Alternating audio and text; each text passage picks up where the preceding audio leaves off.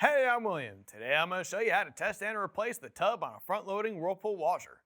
The tub, as you probably already know, is what holds your clothes and water during the wash and spin cycles. You might need to change out this part if it failed testing or has been damaged. Now before we get started, take a second to like this video and subscribe to our channel to see more guides that can help you make other appliance repairs yourself. Thanks for your support.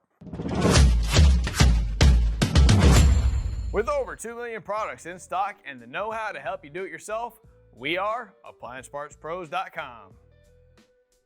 First, we need to get our tools together. Today we'll need a T20 torque driver, a T40 torque driver, a 1/4 inch nut driver, a 5/16 inch nut driver, channel lock pliers, a hammer, a cheater bar, which is any device that will extend the length of a tool, an 11/16 inch socket, a 13mm socket, and a flathead screwdriver. Also, please remember that safety comes first. Always disconnect your washer by unplugging it or switching the breaker off before starting any work on it. While you're at it, go ahead and turn off the water supply. Let's jump in. We're going to start with the easiest check of all by opening the washer door and rotating the spin basket by hand. We're also wiggling the basket around to see if it has any play. If the spin basket doesn't rotate freely, or if we find that there is some play, then that means the tub assembly has failed. To remove the tub assembly, you'll need to drain any water that's left in the tub. We are removing the 1/4 inch screws located at the back of the top panel. With the screws removed, we are sliding the top panel back and then lifting it up. Then we can take out the 1/4 inch screws at the top corner of the user interface panel. Once that's done, we're going to remove the detergent drawer and use our T20 Torx driver to remove the T20 screws just behind the drawer. With those removed, we are going to lift up on the user panel and rotate it out. We need to disconnect the wires so we can set the user interface panel to the side. After that, we can open the door and use our flathead screwdriver to remove the door boot spring.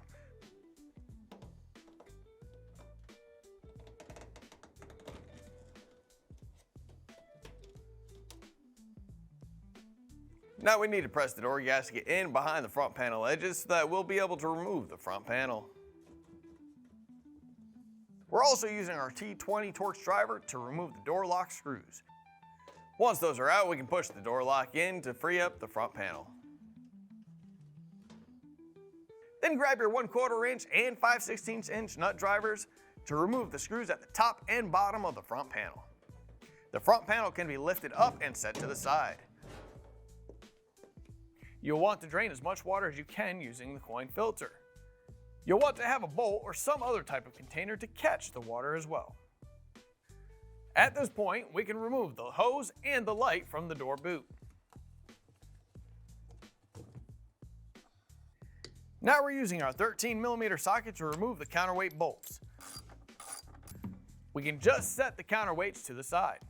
Next, grab your 1/4 inch nut driver and move to the back, then remove the screws from the back panel and set it to the side. We're grabbing our channel lock pliers and using them to remove the hoses from the top and bottom of the tub assembly. Then we're moving to the back and grabbing our 11/16 inch socket. We're going to use it to remove the rotor mounting bolt. Once that's off, we're going to disconnect the stator wires, then use our T40 torque driver to remove the stator bolts. If you need to use an extension like I am here, it is okay to use one. You can just set them to the side. We're disconnecting the wires from the heating element and removing the cover. We're also using our channel lock pliers to loosen the heating element tension nut and pulling the heating element out.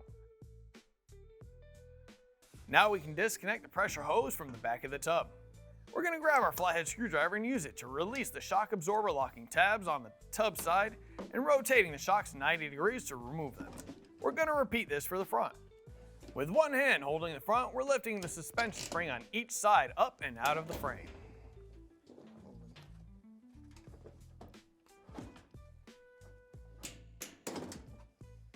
If the tub keeps catching on a side panel, you can remove the two 1/4 inch screws holding the console bracket to the right side of the panel. This will let you move a side panel out while pulling the tub forward. The springs can be set to the side. Then we're going to grab the front and back of the tub and pull the tub through the front. With the tub mostly out, we're going to very carefully set the front down and then readjust our grip so that we can finish pulling the tub out. Just so you know, I'm using the original tub to show you the replacement. If you've already got a new one, great. If not, you can pick one up at AppliancePartsPros.com. With the tub set as close to the front of the washer as possible, we're grabbing the back of the tub from around the front bracket and the front of the tub. We're going to transfer the suspension springs to the new tub assembly. Then we're going to move the tub into the washer and carefully set the back down so we can grab onto a suspension spring. Now we can lift the spring up and set it into the frame. Next, we're going to install the second spring into the frame. To put the washer back together, we're going to grab the front shock absorbers and install them onto the tub by rotating them 90 degrees. Now we're grabbing our 13mm socket and securing the counterweights onto the tub. Next, we're using our channel lock pliers to secure the hoses that we disconnected, then moving to the back. Here, we're going to install the rear shock absorbers. Then we can install the water heater. We're using our channel lock pliers to tighten the tension nut and connect the wires. Now we're grabbing our T40 torque driver and securing the stator to the tub, connecting the wires and installing the rotor. We are securing the rotor using our 11/16" socket. We're also securing the pressure hose to the tub. Now we're grabbing our 1/4 inch nut driver and securing the back panel. Then we can move up to the front.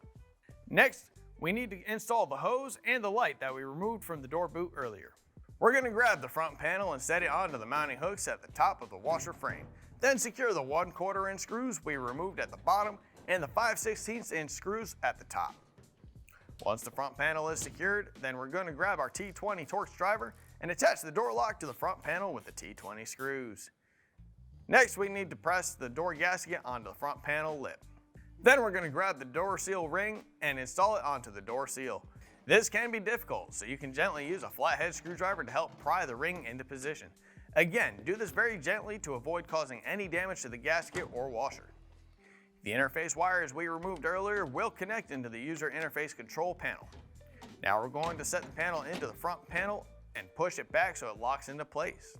We're also going to reinstall the 1/4 inch screws and the T20 screws. Then we can grab the top panel and set it on just behind the user panel. Now we're sliding it forward and reattaching it at the back with the 1/4 inch screws we removed earlier. Once you insert the dispenser drawer, you're done. Don't forget to plug your washer back in and turn that water supply back on. You made it. Great job and thanks for joining us today. Make sure to let us know how the repair went in the comments. And if you haven't gotten a tub yet, grab your model number and head over to appliancepartspros.com to order one. Orders usually arrive in just a few days. If you're still with us, go ahead and like this video and subscribe to our channel.